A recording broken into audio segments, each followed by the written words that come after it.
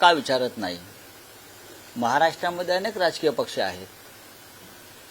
महाराष्ट्रामध्ये अनेक राजकीय पक्ष आहेत. सुनेत्रा पवार या राज्याच्या डेप्युटी सीएम आहेत. अजितदादांच्या पत्नी आहेत. अजितदादांचं निधन झालं दुर्दैवी, आणि त्या रिक्त जागेवरती सुनेत्राताई पवार निवडणूक लढतायत आणि माझ्या माहितीप्रमाणे त्या आज अर्ज भरतायत. भरू द्या ना, आमच्या त्यांना शुभेच्छा आहेत. सुनेत्राताई पवारांनी स्वतः शिवसेना पक्षप्रमुख उद्धव ठाकरे यांच्याशी चर्चा केली, त्यांच्या शुभेच्छा घेतल्या. आता आम्ही महाविकास आघाडीमध्ये आहोत. तिकडे काँग्रेसनं उमेदवार उभा केल्याची आमची माहिती आहे. सुनेत्राताई पवार आणि उद्धव ठाकरे यांच्यात जी चर्चा झाली, ती चर्चा अर्थात आम्हाला पाठिंबा द्या यासाठीच असणार ना, की मला पाठिंबा द्या. अशाच प्रकारचा दूरध्वनी त्यांनी हर्षवर्धन सकपाळ यांनाही केला.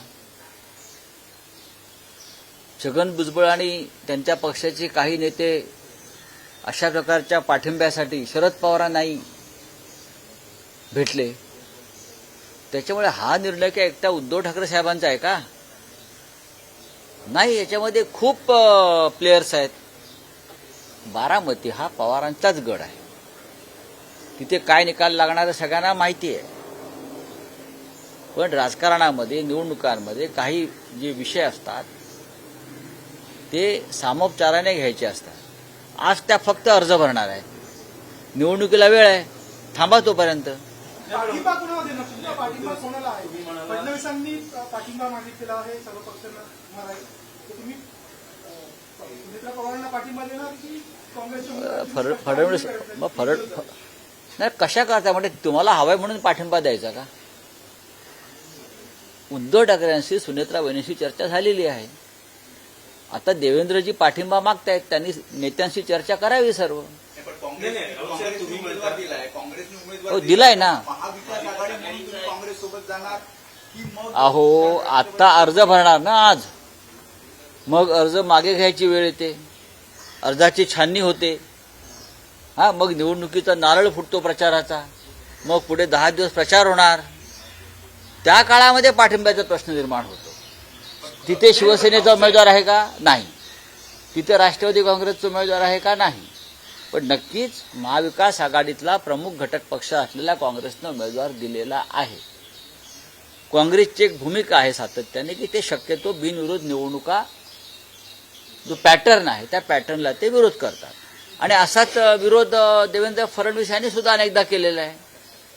नांदेडला खासदार काँग्रेसचे वसंतराव चव्हाण वारले ताबडतोब हार्ट अटॅकने. ते आले निवडून आणि ते लगेच त्यांचं निधन झालं. तेव्हा आम्ही त्यांना सगळ्यांना विनंती केली होती की बिनविरोध होऊन जाऊ द्या. पण तरीही देवेंद्र फडणवीस आणि त्यांच्या पक्षानं तिकडे उमेदवार दिला आणि अमित शहांपासून अनेक नेते प्रचाराला आले. पंढरपूरला भालके नानांचं निधन झालं, आमदार निधन झालं ना पोटनिवडणुकीमध्ये. आम्ही सगळ्यांनी विनंती केली सगळ्या पक्षांनी की बिनविरोध होऊन जाऊ द्या. त्यांच्या पत्नी उभ्या आहेत, तिथेही भालके नानांच्या पत्नीच उभ्या होत्या ना. मला वाटतं काय झालं, देवेंद्र फडणवीस यांनी उमेदवार दिला. अशा अनेक ठिकाणी त्यांनी उमेदवार दिले.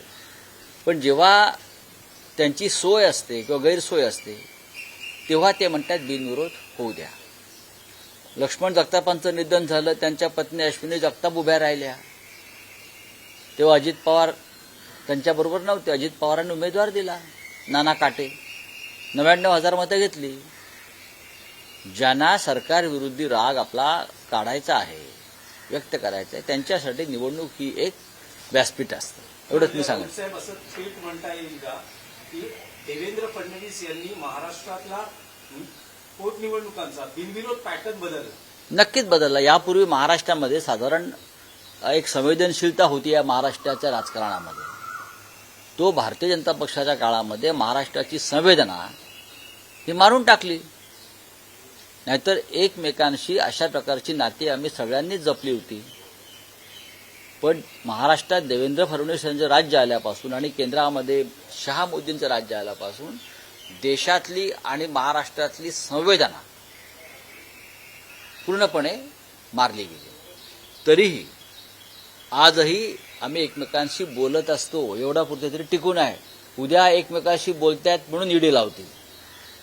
नाही पण राऊतसाहेब, तुम्ही म्हणता आहात की उद्धव ठाकरेंनी सुनेत्रा पवारांना शुभेच्छा दिल्या. पाठिंबा यासाठी विचारला जातो आहे की सुनेत्रा पवार विविध राजकीय नेत्यांच्या प्रमुख नेत्यांना फोन करून पाठिंब्याची विनंती करतात. त्यामुळे त्यात शिवसेना उद्धव बाळासाहेब ठाकरे पक्षाचे प्रमुख उद्धव ठाकरे यांचा पाठिंबाही महत्वाचा ठरतो. यासाठी कारण तुम्ही असं म्हणाला होता की अजित पवार आणि उद्धव ठाकरेंचे स्नेहपूर्ण संबंध होते, अगदी महाविकास आघाडी सरकार असतानाही. हो, मग होते ना. पण त्यानंतर त्यांनी पक्ष सोडला, ते भारतीय जनता पक्षाबरोबर गेले. हे तुम्ही कसं काय विसरता? तसे एकनाथ शिंदे आणि उद्धव ठाकरे यांचेही स्नेहपूर्ण संबंध होते, आमचेही होते. पण ते आता ज्या बाजूला उभे आहेत ती बाजू महाराष्ट्राच्या हिताची नाही, ती बाजू महाराष्ट्राच्या फायद्याची नाही, ती बाजू महाराष्ट्राच्या स्वाभिमानाची नाही. अशा वेळेला आम्हाला विचार करावा लागतो. आम्ही किती संवेदनशील असलो, उद्धव ठाकरे साहेब तो आम्ही सगळे, तरी सुद्धा राजकीय निर्णय घेताना अनेकदा चर्चा कराव्या लागतात, विचार करावा लागतो, नातीगुती काही वेळेला दूर ठेवावी लागतात आणि निर्णय घ्यावे लागतात. कारण आम्ही आजही महाविकास आघाडीबरोबर ठामपणे उभे आहोत. तसे जर उभे नसतो तर कालच्या सर्व निवडणुकांमध्ये आम्ही एकत्र निवडणुका लढलो नसतो. हर्षवर्धन सपकाळांबद्दल तुम्ही आज थेट संपादकीयमध्ये म्हटलात की सामंजस्याची भूमिका घ्यायला पाहिजे हर्षवर्धन सपकाळांनी. काँग्रेस कुठेतरी आपलीच भूमिका रेटतंय आणि नाही, असं नाही, मी असं म्हटलेलं नाहीये. तुम्ही जरा अग्रलेख सामनाचे काळजीपूर्वक वाचले पाहिजे, तुम्हाला दिशा मिळेल महाराष्ट्राच्या देशाच्या राजकारणाची. लक्षात घ्या, हर्षवर्धन सपकाळ यांचं एक वक्तव्य आहे, प्रांताध्यक्ष म्हणून ते वक्तव्य योग्य असेल. ते म्हणतात की आम्ही फक्त पाठिंबा देत राहायचं का? नाही. आता दिल्लीमध्ये जर उद्या राहुल गांधी प्रधानमंत्री होणार असतील तर आम्ही नाही सांगणार की आम्हाला प्रधानमंत्री करा म्हणून शिवसेनेचा, किंवा शरद पवारांचा पक्ष नाही सांगणार जाऊन की आमच्या पक्षाचा प्रधानमंत्री करा, किंवा अखिलेश यादवांचा पक्ष सांगणार नाही की आमचा प्रधानमंत्री करा, किंवा ममता बॅनर्जी सांगणार. आम्ही म्हणणार काँग्रेसचा प्रधानमंत्री करा, राहुल गांधी नावा. तेव्हा आम्ही असं म्हणायचं का आम्ही फक्त पाठिंबा द्यायचा का? नाही. राज्यातल्या प्रादेशिक पक्षांची आघाडी म्हणजे इंडिया ब्लॉक आहे आणि हा इंडिया ब्लॉकचं नेतृत्व राहुल गांधी करतायत. आमचा सगळ्यांचा त्यांना बिनशर्त पाठिंबा आहे.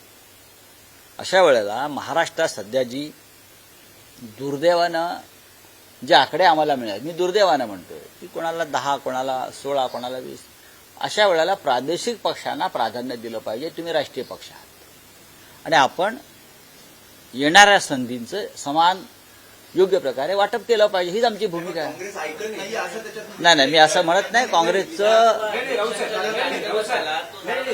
म्हटलं आहे उद्धव ठाकरे सरकार जाण्याचं आपण थेट तुम्ही काँग्रेसवर बोलले. तुम्ही असं म्हणता की मुळात विधानसभेचे अध्यक्षपद त्यांनी कोणाशीही विचार विनिमय न करता सोडले. तो एक निर्णय महाविकास आघाडी सरकारला तडे देणारा ठरला. त्यानंतर विधानसभा अध्यक्षपदाची निवडणूक राज्यपालांनी होऊच दिली नाही व मेहनतीने आणलेल्या सरकारचे सगळे मुसळे केरात गेले. आज महाराष्ट्रात जे अराजक निर्माण झाले आहे त्याचे मूळ विधानसभा अध्यक्षपदाच्या तडकाफडकी दिलेल्या राजीनाम्यात आहे. थेट खापर तुम्ही काँग्रेसवर बोलले. या संदर्भात जेव्हा जेव्हा संधी मिळेल त्या वेळेला माननीय उद्धव ठाकरे यांनी अनेक व्यासपीठावरती हा मुद्दा मांडलेला आहे. इतकंच नव्हे तर दिल्लीच्या हायकमांडचे सुद्धा या विषयावर त्यांनी अनेकदा आपलं मत व्यक्त केलेलं आहे. त्याच्यामुळे आता ह्याच्यावरती मी ते उभं राहून बोलण्यात अर्थ नाही. मी लिहिलंय, आम्ही लिहिलेलं आहे, भूमिका आहे. आम्ही काँग्रेसला समजून सांगत आहोत की देशावर भविष्यामध्ये जे परिवर्तन होईल त्याचं नेतृत्व तुम्हाला करायचं आहे. त्यासाठी राज्यातले जे प्रादेशिक पक्ष आहेत तुम्ही त्यांच्याशी सन्मानानं, आपुलकीनं आणि सकारात्मक दृष्टिकोन ठेवून वागायला पाहिजे. हा विषय फक्त महाराष्ट्रातला नाहीये.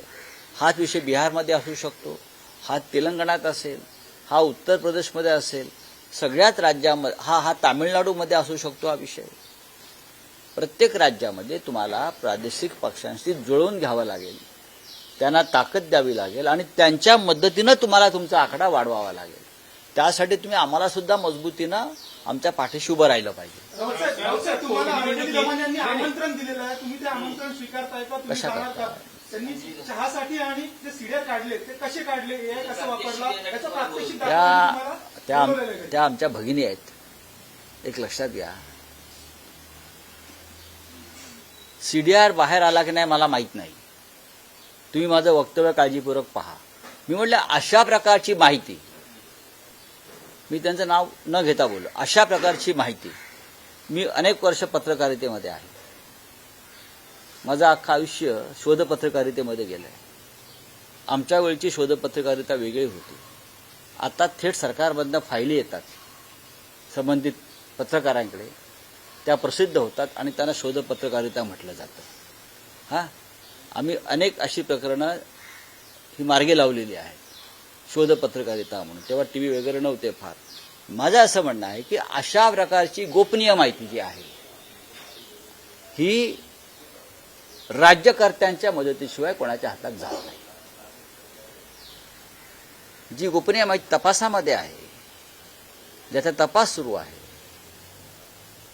दुसऱ्यांचे फोन शोधून काढणं हा कायद्यानं गुन्हा आहे. अशा वेळेला इतकी गोपनीय माहिती जर कोणाला दिली जात असेल तर ती एकतर भारतीय जनता पक्षाच्या अत्यंत जवळची, मुख्यमंत्री कार्यालयाचा अत्यंत प्रिय अशा व्यक्तीलाच अशा प्रकारची माहिती मिळू शकते, हे माझं मत आहे.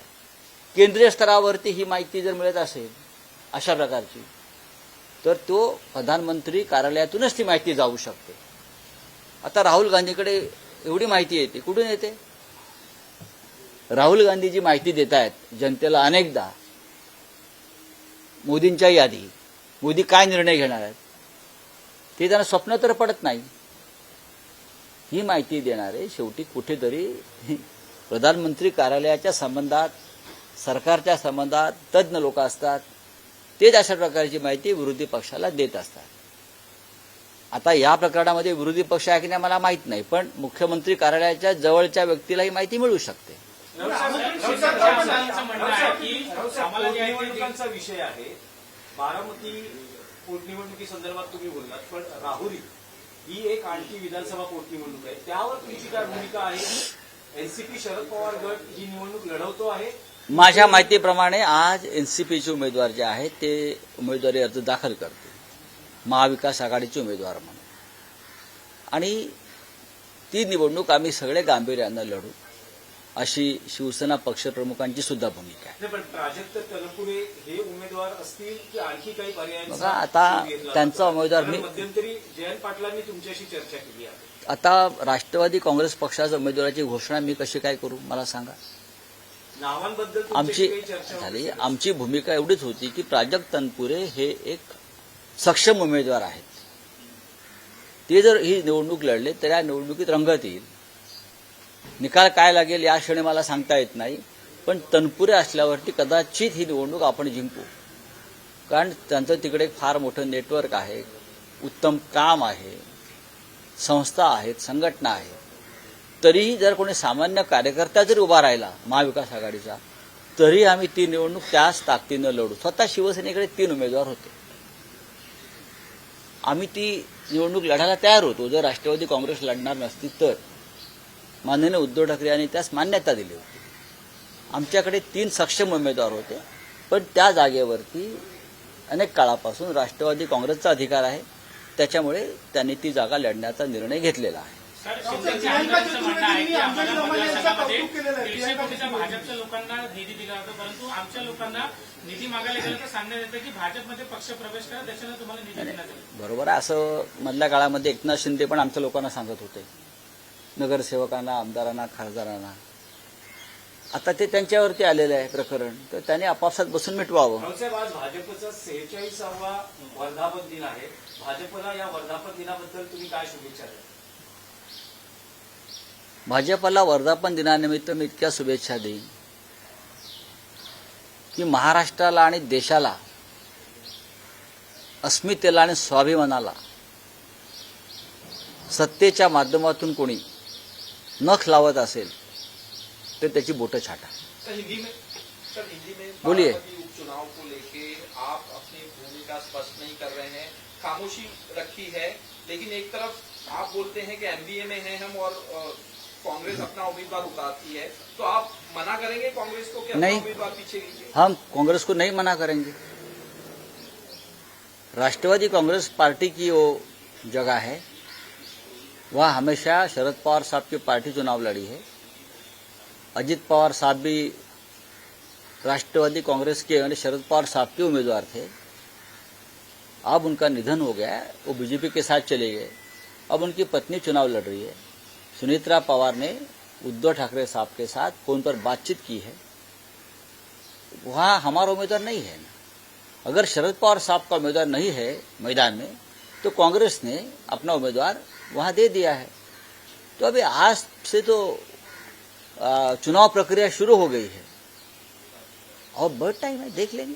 छत्रपति शिवाजी महाराज को लेके हमेशा बयानबाजी, भगत सिंह कोश्यारी ने भी बयान दिया था. अब एक बीजेपी के मिनिस्टर हैं, वो बयान दे रहे हैं कि छत्रपति शिवाजी महाराज सेक्युलर राजा नहीं थे. देखिए, बीजेपी को इतिहास मालूम नहीं, बीजेपी को थोड़ा भी इतिहास मालूम नहीं. और बीजेपी का काम है इतिहास को बदलना, इतिहास को तोड़ना और तोड़ मरोड़ कर इतिहास की नई किताबें लिखना और आने वाली पीढ़ियों को गुमराह करना. ये बीजेपी का काम है. छत्रपति शिवाजी महाराज और बीजेपी का कोई संबंध नहीं है. जिस पार्टी का कभी देश के स्वतंत्रता संग्राम में संबंध नहीं आया, देश के स्वतंत्रता संग्राम की प्रेरणा छत्रपति शिवाजी महाराज भी थे. छत्रपति शिवाजी महाराज ने भी इस देश पर जो आक्रमण हुआ बार बार, उसके खिलाफ अपनी तलवार उठाई है. तो बीजेपी का और तलवार का कोई संबंध आया ही नहीं. तो छत्रपति के बारे में अगर न बोले तो ठीक होगा. Thank you.